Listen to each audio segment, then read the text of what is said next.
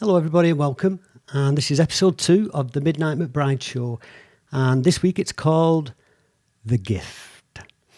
I've got 2 ladies with me that have been on the show before. I've got Kristy Lomas, and I've also got Megan Robinson. So how are you doing, ladies? Brilliant, thanks. Really Good. I've called this show The Gift, and the reason I've called it The Gift is because both of you have got... I was joking earlier, and when I did my show notes, I was going to say that you're both mutants. Quite right. Yeah, it's fine. You can go with mutants. That's fine. Yeah. But basically, you both have, you could call it special powers. You've got your big toe dipped into the spirit realm. Maybe that's a nice way of putting it. And you realise this as you were growing up, you know, as you're going through your childhood. We talked about it a lot on the show. So although we're not going to go over everything we talked about on the show, because a lot of the viewers, not listeners, viewers this time, a lot of the viewers perhaps maybe haven't listened to the radio shows, so they won't know. So we'll cover some of it, but we won't go over all of it. So also, as we'll go into later on the show, Kristy, we're going to talk about the Kai retreat as well. And Megan will talk about, let me get this right, Misfit To Mystic. Yeah. So... we'll start with you, Kristy. Okay. Growing up, your family were all spiritualists, maybe mediums, clairvoyants, channelers, along these lines? Yeah, they were. I don't know where to start with that. So growing up, I think as with anything, you kind of want a normal family. Yeah. When what you deem as normal is, Well, not what I don't think there's no such thing as there is. No. I was kind of brought up in a world with. So my mum was, well, she still is. She's Druid, so I was brought up with all that. She's a healer. Yeah. She also used to work nights, so she was a nurse, so in her day job, so to speak. So I'd go to stay at my grandma's while she was at work. That consisted of being taken to the spiritualist church, where she would take... Did your mum know? Yeah, she knew. Yeah, she knew. So I kind of grew up around like the spiritualist church, sort of while my grandma was taking services and things like that. She was really... You'd go into a house and it'd be full of like feathers and drums, and like she did really like shamanic stuff. So for me, that was normal. It was only kind of when I got a little bit older that I realised, hang on, everyone else's family isn't as out there. It took me sort of probably 40 years before I discovered that world, because I wasn't part of it. I wasn't involved in it, and my life's improved exponentially since I started to mix with what I'd call a spiritual community now, my spiritual tribe, which you're both in. People that I'm fascinated by their lives, that I draw a lot of commonality with as well, and people that I like talking to because they excite my brain. Yeah.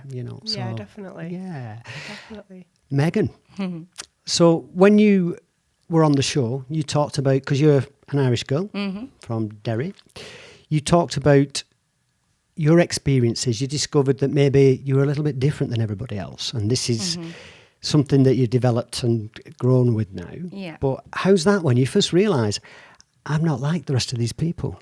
Well, that's what I was going to say. In comparison to you wanted a normal family. I did. Well, but there is no such thing as normal. And I just realised that I was a wee bit different. I had loads of different interests anyway. Like I was a proud, weird child. Yeah. And I probably made life more complicated because You're a proud, weird adult now. Yeah, you know what I mean? Like I'm definitely You're still proud and weirdo. weird, but that's something to be proud about. That's it. Like I think Yeah. that's probably why I've been able to get through a lot of the things that I have got through, because I was all right with being a weirdo. I was all right with being different. See, I wasn't. I pretended to be somebody else for a long time, which involved steroids and fighting and being macho and all this nonsense.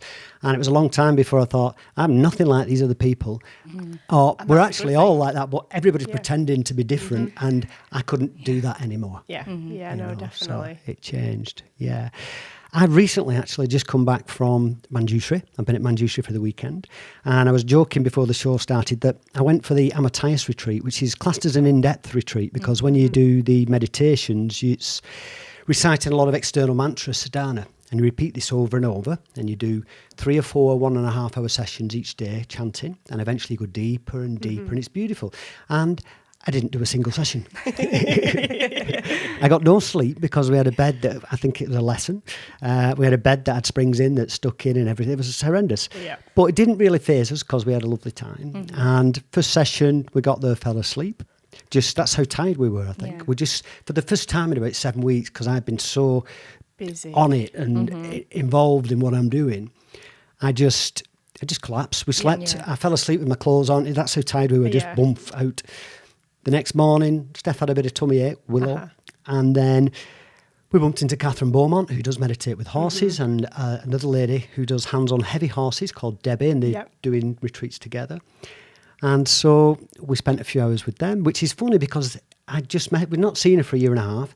I messaged her because she's coming on this show last week, and then she's never been to Manjushri before, and we met on that day. And we were about to go into a session, we walked past and we just caught a glimpse of each other. We could have so easily missed each other. So there was a lot of synchronicity. Yeah, and that's it. You needed that time just to relax, and you wouldn't have, if you were here, you wouldn't have done that, would you? Oh, no, we realised we just had to get out of Bolton rest. for a couple of days. Yeah.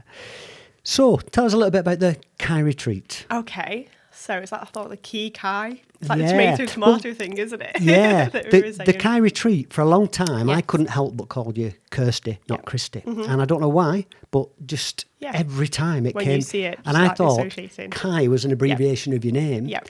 Didn't realise that was also represents chi and energy, which you explained on the show, the radio show. And so that's why. Yeah. But you're happy, you call it ki, don't you? Yes, so it is. It's the whole pronunciation thing, isn't it? Depending on where you are. Some people say Kai, some people say ki. And it's basically, so the word ki, like we say, explaining then, it's the Japanese word for energy. So life force energy, ki, chi, prana, sort of wherever you are in the world. Obviously it's the same thing, just many different, referred to as different names and different things. So that's the name of my business, the Ki Retreat. Yes. So I do a lot of different things there. It's one of those things where I'm kind of like, trying to, when people say, what do you do? I'm like, well, I can't really define what I actually do. It's easy to say what you don't do, isn't it? Yeah. So there's a lot of things. I suppose it's easy to say what the purpose of it is, and that is mainly to encourage and open the door, so to speak, to people who might want to be kind of dipping their toe, like you were saying, into spirituality, into meditation, into healing, and you have that sorts of things and stuff. Guests that come there as well. So although you'll have regular classes, you'll have people that visit that might be doing a workshop for a day, that kind of thing. Yeah. So things like that one as well. Yeah. Misfit to Mystic, Megan. My life in a nutshell. That is a mouthful, isn't it?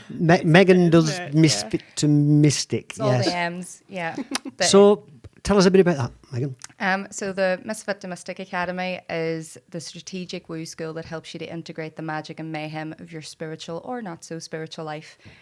We base a lot of our practices on techniques and methods that anybody can use, whether you have faith or not. And I think that again is my life in a nutshell, trying to find faith and trying to find something that is bigger than yourself or bigger than the problems that you have, to really help people to integrate into really enjoying life and finding the bliss in the not so blissful parts, because that's the reality of life, isn't it? So you were a misfit, and now you're a mystic. I love the expression you used when you came on the radio, and a mystic soul coach. Yeah, mystic soul coach. As I said on the show, we'd never had one of those before. I've had shamans. I've had plenty of shamans, not a problem. But I've never had a mystic soul coach. I have to be different, you know what I mean? Glorified weirdo for definite. Yeah. So I love being a mystic soul coach because it takes the traditional, you say traditional coaching method, but it takes that simplicity and that really, really beautiful technique that anybody can use. Yeah. And then you connect it to the authenticity of your own soul, of your own spirit essence. And that allows you to dive a little bit deeper and to go a little bit further into who you are and what you can learn from the crap you've been through. Yeah. I suppose you're people that maybe initially are curious about spirituality may arrive at your retreat. Yep. Mm-hmm. And people who maybe feel that they're having experiences that aren't like other people and realise they may have a gift will end up at your academy. Massively. So you're guiding people at the early stages of this experience that you've been through. Yeah, it's beautiful. That's Yeah. We had a guy on here on the first episode, Wesley, and he's been through a lot. And he's a beautiful man, and he's now, I'd call in the last 6 months, gone through a spiritual awakening where he started to play the guitar, he's writing his poetry, and he's prolific with his poetry every day. Yeah. But it's when somebody's been through trauma And you think, well, how can there be a positive from that? The positive is when somebody else is going through it and you've survived, and you can show them that there's life afterwards, you know. Definitely. Because I think a lot of people, I mean, I've got you two beacons, beautiful people sat at the table with me now, you know, shining stars, beaming light.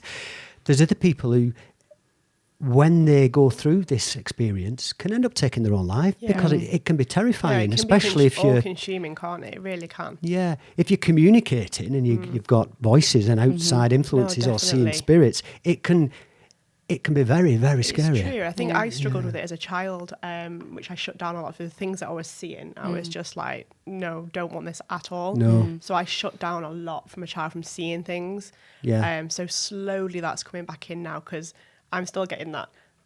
Me now, I'm like, oh yeah. What? And then I still got that little child going, no, you don't want to see all this scary stuff. But I think you've both turned it around and come to terms with it, and not only come to terms with it, you've turned it into a career and helping other people. But some people they don't get that far. Yeah. And maybe you're the difference from people that have these experiences and are frightened and to say it's okay. Yeah.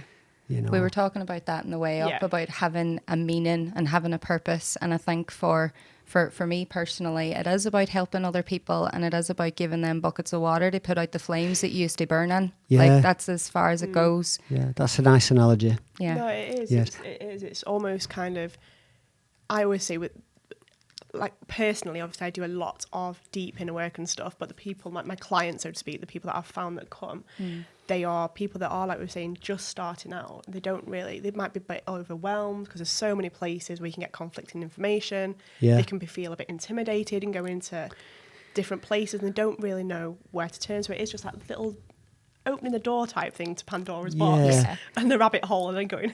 And I think with any business, if you will, as well, there are people that are practicing and preaching spirituality and helping people, but are making a lot of money out of it as well. And I tend to think that I've got a good eye for spotting those people. And it doesn't mean there's anything wrong with making a lot of money, but some people, it's purely a business. Yeah. You know, and you can usually tell with the people that genuinely care. Can't you? Because obviously they're not doing the work on themselves as well. It can be all obviously very visual and vocal and that's things. right. But yeah.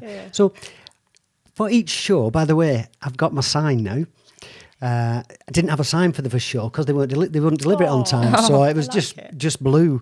And both the gents that came turned up in blue, one in black, one in blue, and they had to change because all you could see was the head. Well, you did joke to us saying that we'd have to wear one of the Hawaiian shirts. And I was really I was tempted. serious. I actually only had a red T-shirt, but yeah.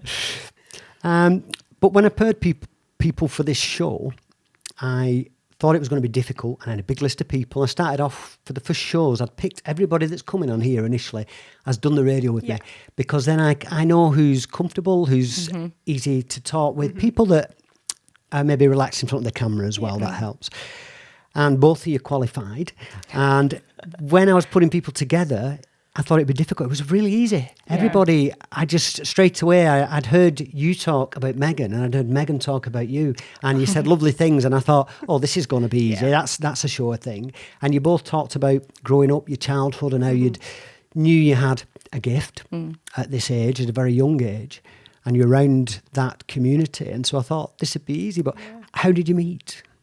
Well, I've run classes from Kristy's Key Retreat, so... And that's how, I now remember, because on social media is how I first became aware of you, Megan. Yeah. And it was doing something, I remember it was at, because if you expressed an interest, you'd contact somebody. Yeah, and I got a message and I thought, oh, who's this? And I didn't realise, but it was you, I think, just saying, are you coming? And then you didn't remember, did you?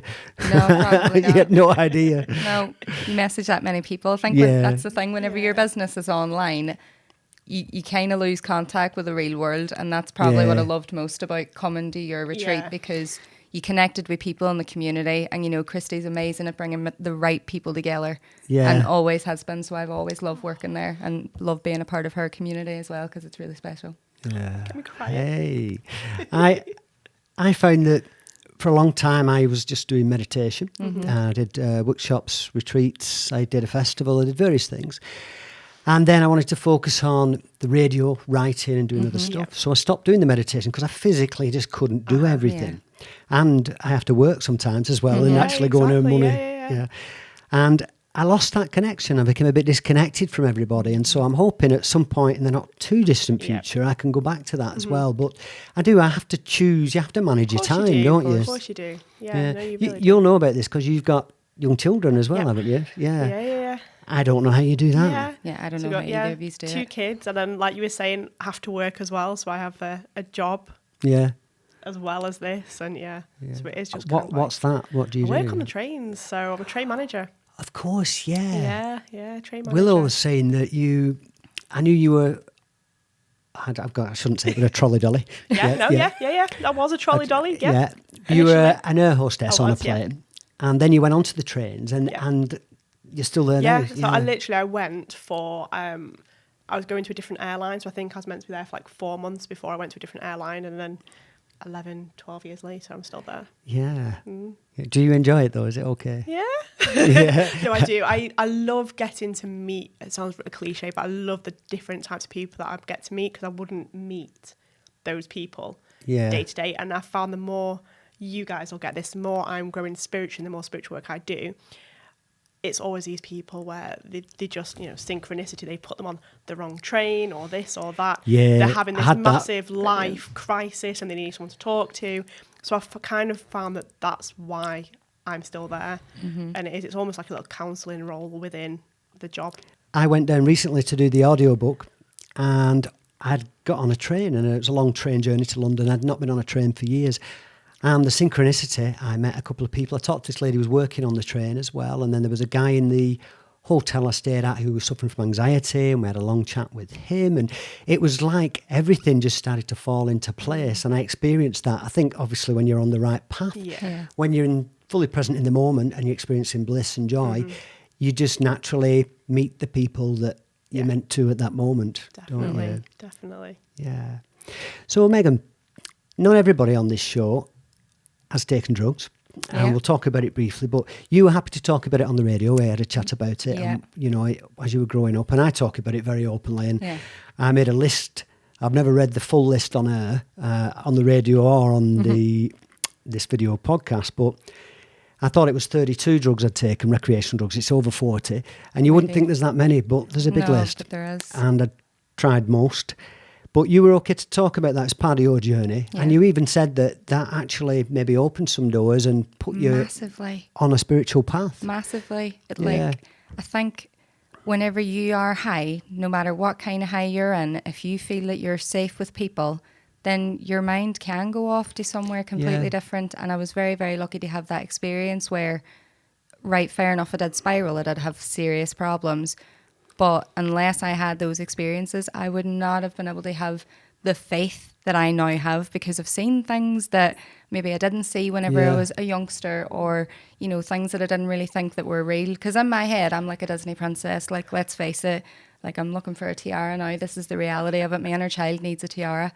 And whenever I was high, there was just magic and fairy tales and fairies and angels, and it was just like, I'd just like to say, we're not encouraging anybody to take drugs, okay? That's the disclaimer. We ain't encouraging anybody to get any. Because in my life, although I started off and it was fun at first, and it's a late night show and it's my show, so we can talk about these topics now. I have to be careful on the radio a little bit, but I took ecstasy, cannabis, amphetamine, LSD, and then obviously into cocaine and a whole other world, and the list goes on. But initially I was having fun. I was going to raves. It was all great. I was smoking cannabis. But then it became a dependency, and then it became very unhealthy, and then it was very negative and destructive.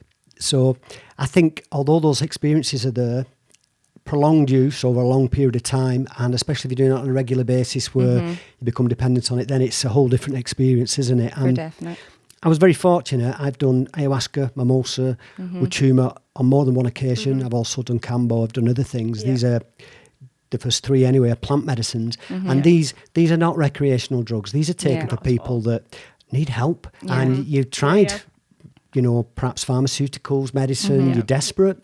And so this is quite often why people go down this path, and it does, it's proven now to help with anxiety, depression and it's things. Amazing, it's brilliant. So I experienced those, and it changed me. It did, and it changed me for the better. Yeah. The first time I did ayahuasca, after I'd done ayahuasca, I came back and it Just completely changed me. My heart opened and I was able to, that was the start of everything. Wow. That was the pivotal changing point of my life. And that's when everything started to move in a positive direction rather than me thinking about suicide and being depressed. Yeah. And it is. I think, like you're saying, the issue isn't with drugs, whether you want like plant medicines or whatever, it's the addiction, and if you're using it as a prop to kind of mask things rather than like you say with ayahuasca and those where you actually are exploring and it's helping and it's healing. And it tells you it's not a recreational drugs, because I've only taken ayahuasca, I think it's on 3 occasions now.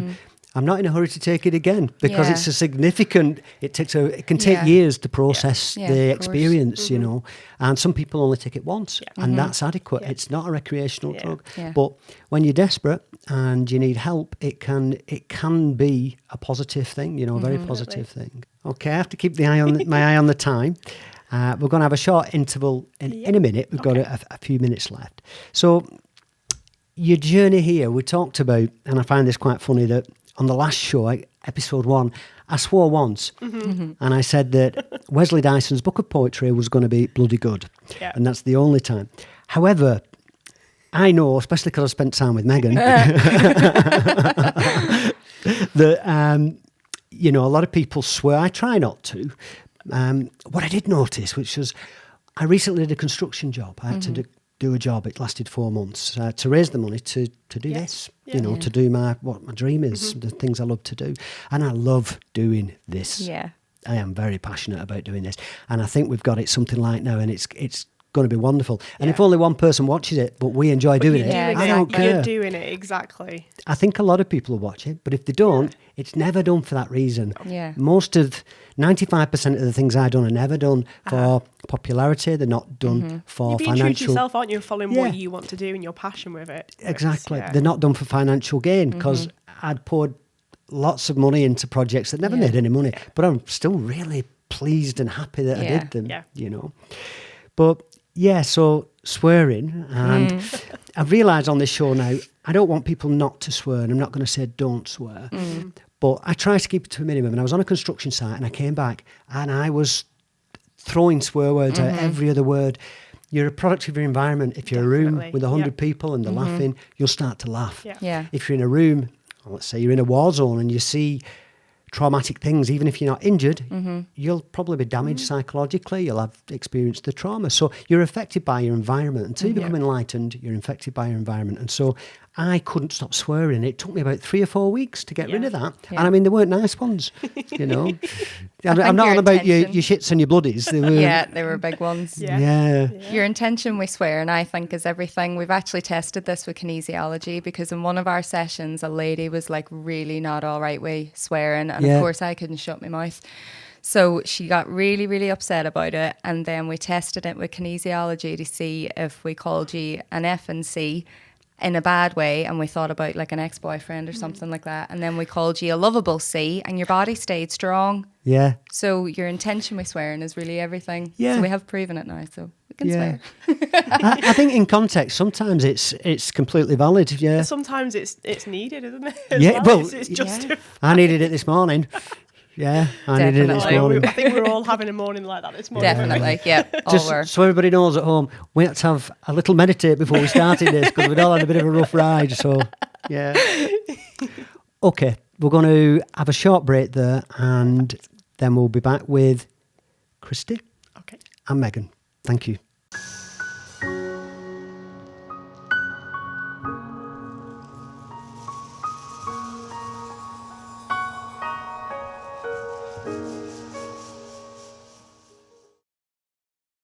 Hello everybody and welcome back. This is the Midnight McBride Show, and I'm joined by Kristy and Megan.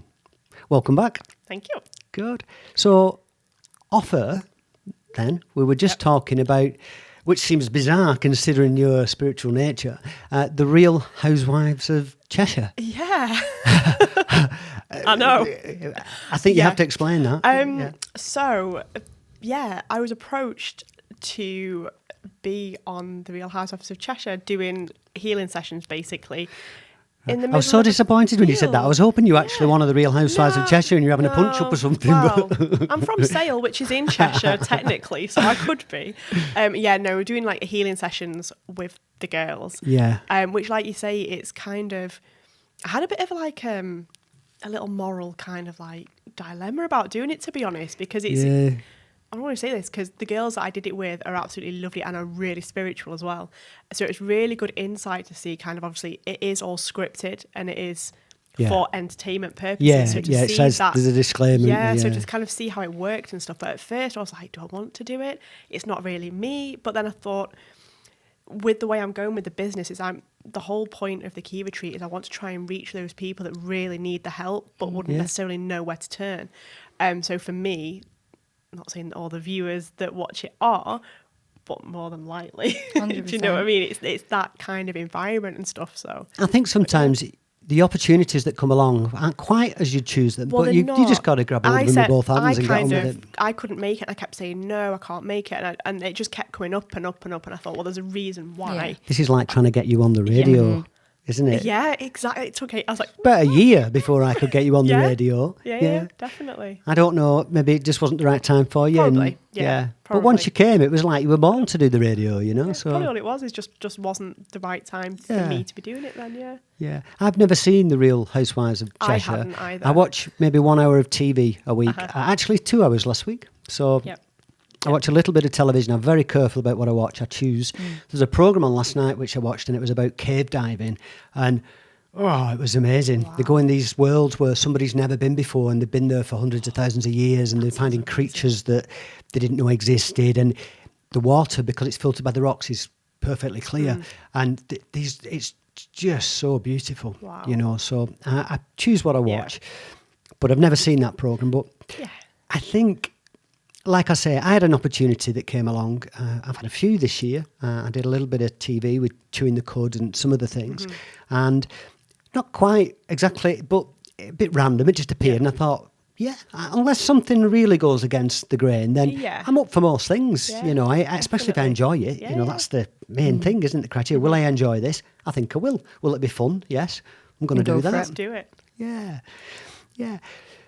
So I think it's time. I've allocated a massive section of the show for this because we're going to talk about awards. And just let me get. I've got a full pad of notes. But you've both been nominated for several occasions, won, and so, with various accolades and awards. Some of them mind-blowing, you know, a big deal, basically, as far as I can say, a big deal. So, do you want to go first, Megan? Yeah, okay. And I don't want you to name drop or anything, but you can mention Deepak Chopra. I'm going to name drop, I'm always going to, I'll never ever let myself live that down. That was amazing. So in 2017, in the Soul and Spirit Awards, I was nominated for Best Newcomer and Best Mind Body Soul Experience, but didn't get anywhere with it, but I was still nominated. That was great. And then in 2018 then I came second to Deepak Chopra for Best Meditation Guru. So which is huge. That's mind-blowing. I was buzzing my bangers off about that. Couldn't believe it. Really, really was. And that was at a really, really hard point in my life. So that really, really lifted me up. And you know, whether you're going through a hard time or not, that's still pretty good, isn't it? It's amazing. You know what I mean? What platform was your meditation on to get all these people to listen to it? Did you put it on YouTube or was it? No, it was just a public vote. Right, that's incredible. I'm lucky. Yeah. Like, I don't know how these things happen to me. I'm still winging it day by day. We were saying that in the I'm sure there's some woman out there who's called Megan Robinson, spelt with an E at the end or something. Yeah. But no, it's incredible. It's incredible. And you're very young now, but at the time when you won that, how old were you? 2 years ago, 24. Yeah. What age am I? I'm 27 this year, so I know I am young, and that's what I was saying in the car today. I feel 50. A lot of the time I feel like I've lived a long life and I've done a lot of stuff. Yeah. Many, many lives. Well, but it's been great. You know, I'm very, very lucky to have... I think I said when we did the radio show that I knew straight away that you were an old soul. You know, that came across because your experience and your wisdom is way surpasses your years. Thank you. Yes. I appreciate that. Yes. Not because you look old, okay. It's just Yeah, you could say that. yeah. No, you do. Kristy? Not you do look old. Do people think I look older? You 32? No. Tell us about your catalogue of awards, Kristy. I can't remember. No, so we go with the Soul and Spirit Awards. So the same year when Megan came. Can I just say, I can second. remember mine and it's 0. Right? It's easy when you've got none. We can change that. We can change that. I'm not an awards person. Neither are we. Yeah, definitely not. Yeah, so the same year that Megan came second, that she needs to kind of keep running with that one, because I would. Yeah, I would, yeah. So I was up for an award with that one. Like you say, again, listed. So it's like, I'm not sure if you're saying it's like reader nominated. Yeah. So obviously you in the magazine, and it's all published by you as well. And what was the magazine? The Soul and Spirit magazine, yeah. Yeah, so in that. So it's like industry, really, yeah, as that's well, isn't it? So it's, the main spiritual magazine in the UK. yeah, Yeah. it is. I've seen it on shelves. Yeah, exactly. In the supermarket, it is there, yeah. And then the year after, so last year, I can't remember where we're up to now. 2019 was up for 2 awards in it again, in it. Then we won, I can't remember now. So last year we got Holistic Centre of the Year. We won that one. From That's Manchester. incredible. Isn't that amazing? I know. And we were talking about this in the car on the way up, but like neither of us actually kind of stop and kind of reflect on what we've achieved. I don't think we just kind of, and then carry on. But yeah, there's been about 3 or 4 other ones as well, and then Yeah. I forget, and please don't take this the wrong way. I'm not saying this to big up myself, but I have to say it to make a point. But I went from a position where I was lost. I had a nervous breakdown, depressed, didn't know what I was doing, couldn't speak to people. Speaking in public was a massive thing for me to get over that because I was very nervous and anxious. But then I started with the meditation, and then I did lots of other things. I got the classes up to, I did a couple with 70 people in, which is a huge class for meditation. And then wrote a book, did various interviews, talks, things, and so on. And then the audiobook, and then the radio show, and then this. And then I started doing the sport with Ironman and ultramarathons. I say those for the point being that I, at no point, really stopped to look back and think, wow, and if I look back now, even just say 5 years, my life's unrecognisable. Yeah. It's just completely different. And I think it's really important, though, as well, is I think a lot of people, when you're sat here talking to me now, they think that we've cracked it. We've done it, it's all right, and it's okay for you. Somebody said to me in a supermarket, it's all right for you. I thought, you have no idea how hard I work and how what I do. But it's important to say that I have not figured it out. I have bad days, more good days. What we were talking about in the way up in the car. You're describing our car journey over here. We're just winging it really That's on it, a daily basis. Every day. I'm preaching meditation and reprogramming and correct thought and all these things, but I have days where I swear it doesn't go very well, where I need to be on my own for a while, Yeah, definitely. And so I haven't figured it all out. I've just got a toolkit. Yeah. I've developed a set of skills where I can put myself back together and I can share that with people. Yeah. Exactly. I think that's probably a good way of putting it. It is. I think that's really good. Like the honesty thing with it as well is, I say, so one of the things I do is I teach Reiki. So a lot of the times I say to my students is, I'm telling you to obviously to be doing this energy work daily and meditating daily, but I'll be the first to put my hand up and say, actually, this week's gone to pot. Yeah. I'm doing this, but I'm not practicing what I preach, but I can feel it. So we're all human. Yeah. Just kind of get back. And I'm not having a great week because I'll go for a 30-mile run. I just have to go and just be on my own. And usually I just disappear into the hills. I come back down about 7 hours later, 10 hours later, whatever. And I've sort of rewired myself and I put myself back together. All this little stuff that troubles me when I run for a long period of time, I have to focus on my breathing. Yeah. I've got to try and keep going. If you get 15 miles out, there's only one way to get back, and that's run back. Yeah. So I put myself in a situation where I have to keep going. Yeah. I don't have a choice. And I really exert myself. I did a run the other day where I ran up a hill, and I did something like 1,000 feet just straight up, right? Get to the top, and all the little stuff doesn't matter anymore. It's all gone. It's like combing my mind. Everything goes, and then I come back and I'm at peace. And it's beautiful. And although I meditate, running, when I'm having a really bad time, running's the answer for me at the minute. That helps massively. And it's moving your body, isn't it? It's physically releasing the energy that's in motion, which is your emotion. Like a duck or something, they don't hold that and then think about the past and trauma. They just shake it off. Yeah. And all animals, we're the all only animals sentient beings that All aren't fully animals do, present. Everybody else, if you see two ducks and they'll have a bit of a melee, they'll just flap the wings, get rid of it, and off they go. Don't they? Like you say, all animals, sort of the adrenaline, they all shake it off, so to speak, don't they? They make noise. And then, they do all that stuff. And we should, realistically, we should do more movement, and that's probably another part of everything that we believe in. And right enough, we're all winging it. Like you're saying 30 miles, and I'm thinking, I can't even run the length of myself. He's up a mountain 30 miles away, and I'm down here. I think, it's not so much about the distance, it's about solitude, and exerting myself physically seems to work. Yeah. A point I'd like to raise is something that, every now and again you need to check yourself. And I watched a film that I hadn't seen for a few years. I watched it again, it's called Unity. I don't know if you've seen that. And a big part of it is about eating meat. And I used to be vegetarian, then I became vegan, and now I do eat meat again. Not all the time, not that often, very rare, but I eat meat.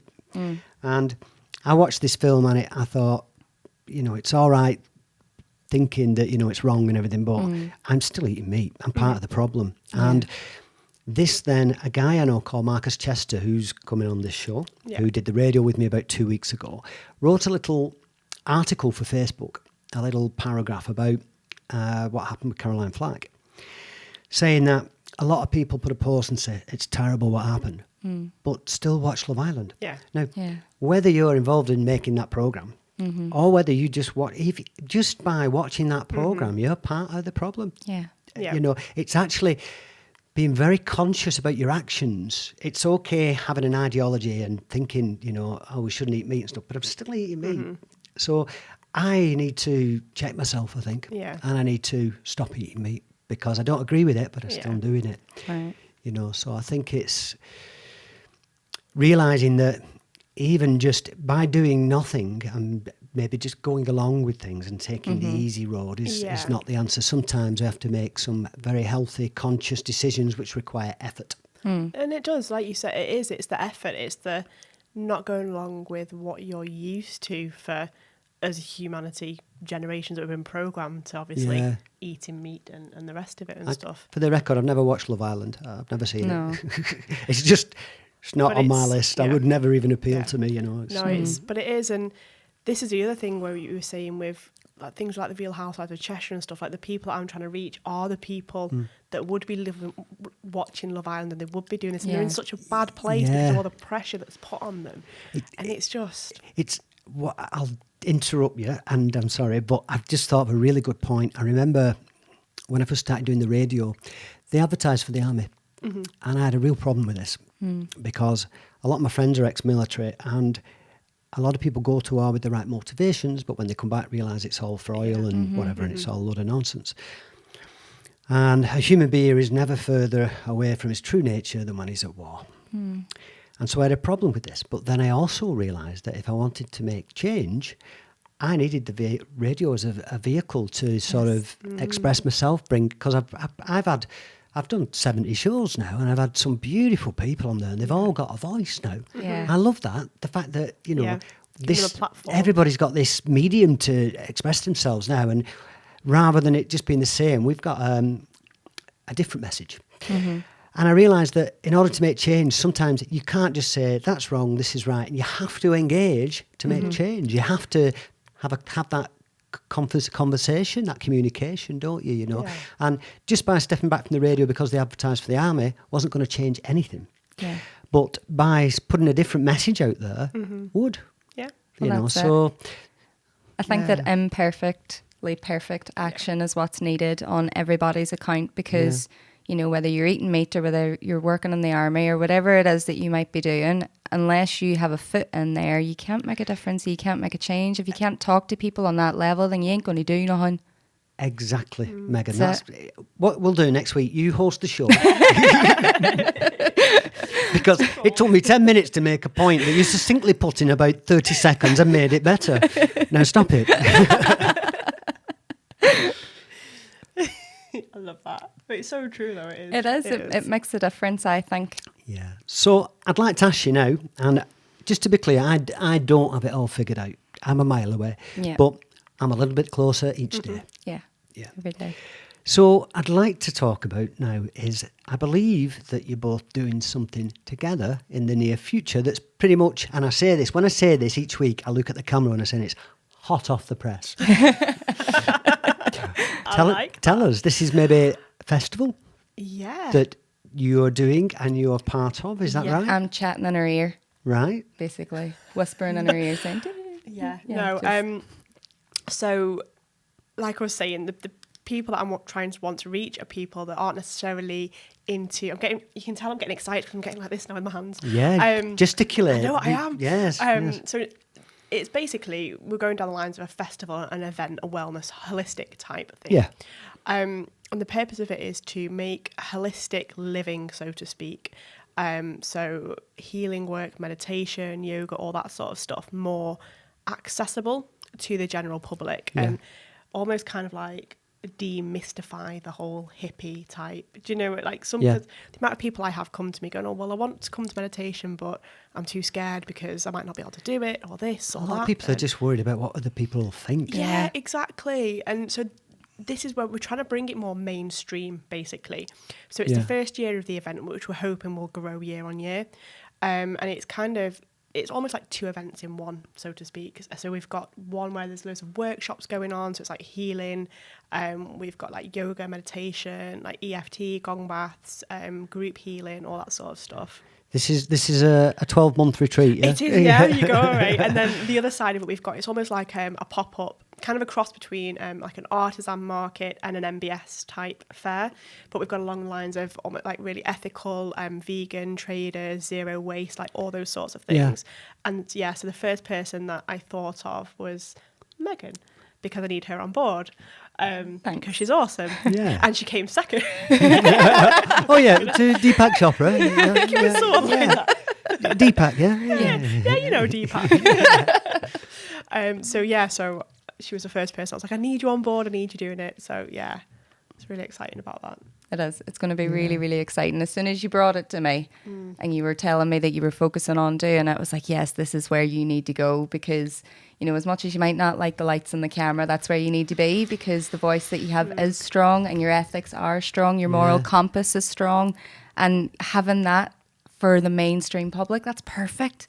That's it. It's more using just like the platform, like, because what we're saying, like, a lot of people sort of come to me and go, oh, you were on TV, weren't you? Or you've been on this and you've been on that. And because I did, so I was invited to like Latitude Festival as well, which I didn't realise how big Latitude was. How big is it? Huge. Effing big, yeah. We're nearly had one then, didn't we? Like, Liam Gallagher and everyone were headlining the Killers. Like, it is. Oh, right. So it's like on the Glastonbury kind of scale. No, it is massive. Like, it's huge. Like, I thought it was kind of just a little. And what were you singing, Kristy? What was I singing? I was singing silence. So we did like a meditation, like a morning meditation on like the lakeside stage, and then in the they've got like a woodland, like the enchanted woodland as well. So we did like a new moon type ceremony and things there and stuff. Why did I not know about this? This is it. It just sounds kind awesome. Of like, she's amazing. I think I've learned that I was very uncomfortable at having my picture taken, even just my picture. For years, and people that know me quite well will know this, I whenever anybody took a picture, I wouldn't have my picture taken. I even would get a little bit agitated and say, no, I've asked you nicely, please, I don't want my picture taken. And then I realised that social media was a necessary vehicle for what I was doing to reach people. And I had to get over it, basically. I just had to get over it. And then now I'm pretty much relaxed in this environment. If I seem a little anxious sometimes, it's probably because I'm thinking, camera 3 is not quite the right angle. This kind of thing. Kristy's tapping on the table. Yeah, this kind of thing. I have a lot of this stuff going on in my mind. But the bit about being in front of a camera and stuff, now, while we've been doing this now, apart from the odd moment, Yeah. I'm pretty much oblivious to the cameras now because you'll notice once we get 5-10 minutes into it, you become engaged You're cool. and we're having a conversation and it's like there's nobody else here, you know. Well, there isn't actually anybody else here, but it's like we're not being filmed. Apart from the person who knocked that over there Yeah. before. But I think it's something, it's an ego thing. And as much as some people want to be in front of the camera because of an ego, when you get rid of your ego, you can be in front of the camera. Yeah. So it's the same process. How you arrive there is different. But I'm not in front of a camera because of an ego. I'm in front of the camera to help other people. Yeah. Besides having an ego, it's sort of shedding your ego that enabled me to do it because I was uncomfortable with how I look. Now I've stopped caring about how I look. Yeah, definitely. You know? Definitely. Yeah, it is what it is. Yeah. You know, I can't change it. It is. I had a massive thing, like obviously with the TV thing, but being more on social media. And I was like, oh, but I don't want to go on social media because that's not what I believe in. But like, it's exactly it. You can reach so many people that need it. That it's. I came off social media for 7 years. I wasn't on any form of social media, and then with doing the meditations by midnight initially, and then midnight McBride, and all of this. It was necessary. Yeah. So I just had to get over it and get on with it. But it's a way of you reaching and getting your message across to masses and masses of people as well. So it is needed. And do you feel that you're getting better at it now? No.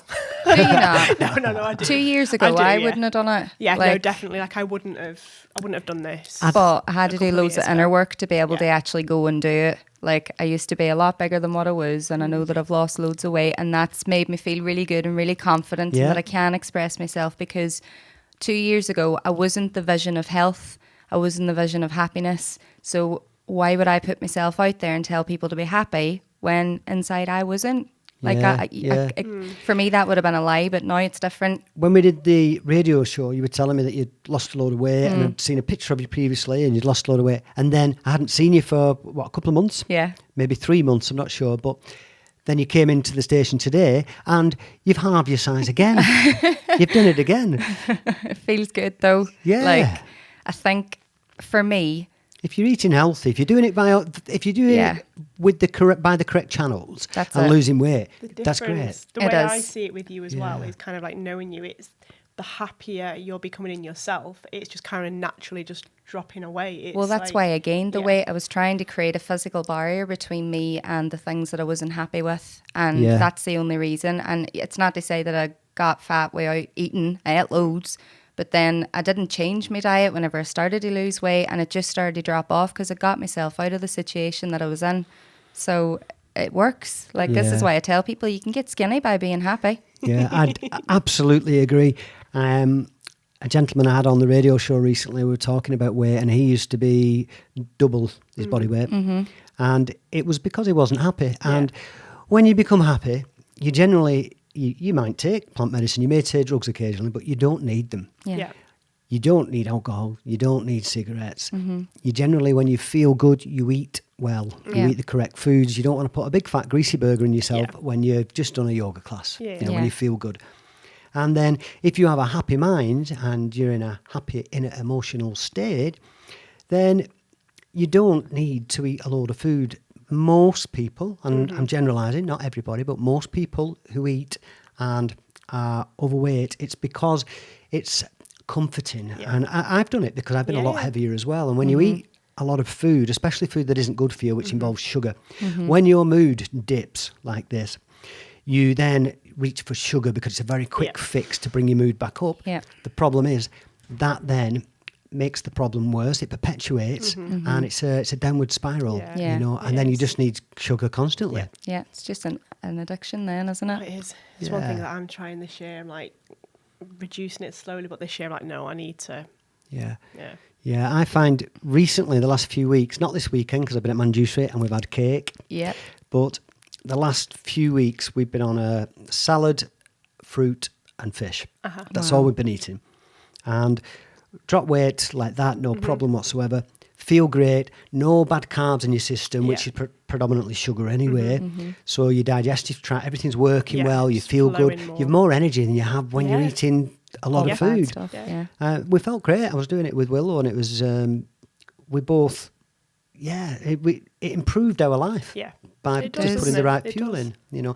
I think basically if you eat what comes out the ground, so you're eating plants Yep. or in either way, but Yeah. plants or fruit, that's the main base of course your it diet, is, a yeah. plant-based diet. And then we did have fish, but adding something else in there as well. It's not the additives and it's not Yeah, all exactly. the other stuff, is it, Yeah. as well? Then, you know, it's quite easy to be healthy. It's having your mind in the right place to be able to make those choices that's Yeah. difficult. Yeah.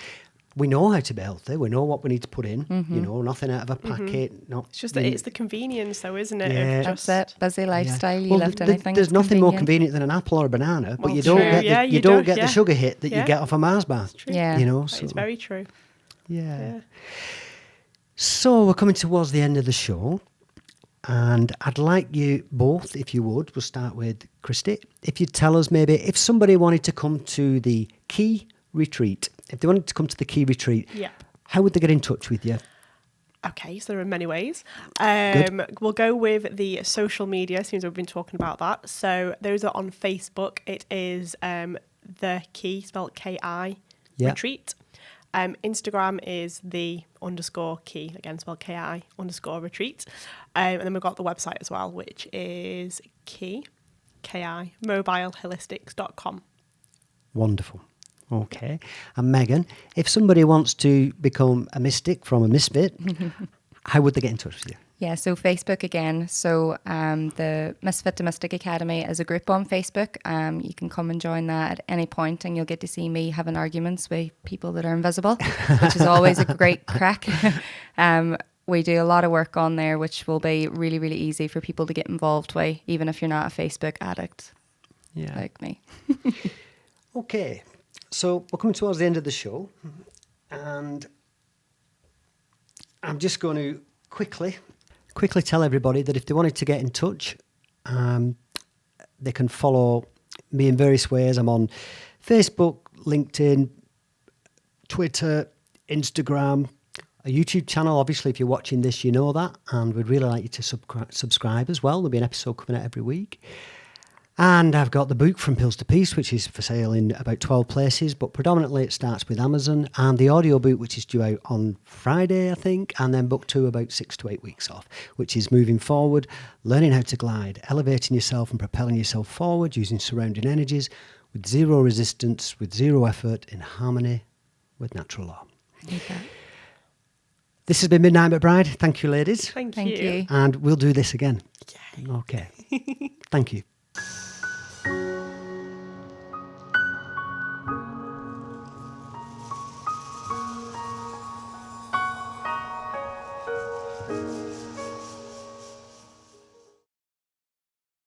So I have to record about 30 seconds of silence before we start. We do this because you take us.